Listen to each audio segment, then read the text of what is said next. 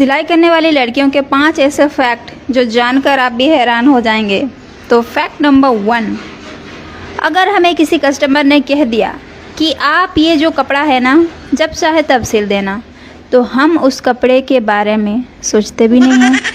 उसको हम कब सिलेंगे, कैसे सिलेंगे, ये सब भी हम नहीं सोचते हैं।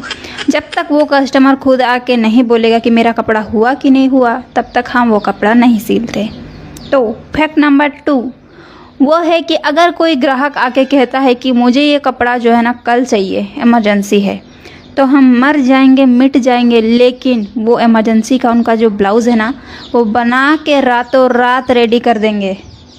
फैक्ट नंबर 3, हम मेहनत बहुत करते हैं, सिलाई बहुत करते हैं, लेकिन हमें सिलाई के पैसे नहीं मिलते हैं।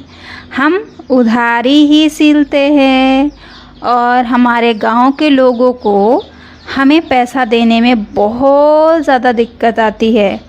फैक्ट नंबर 4, हमें सारे डिज़ाइन आते हैं बनाने, हमें एक से बढ़कर एक ब्लाउज़ बनाने आते हैं, एक से बढ़कर एक सूट, सारी चीज़ें आती है, लेकिन मजाल है कि हम अपने लिए एक भी बनाए।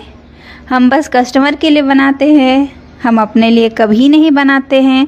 लेकिन कहीं इमरजेंसी में अगर हमको जाना पड़ा तो उसी दिन, उसी रात, रातों रात हम अपने लिए कपड़ा बनाते हैं, और वो भी विदाउट फिनिशिंग, जैसे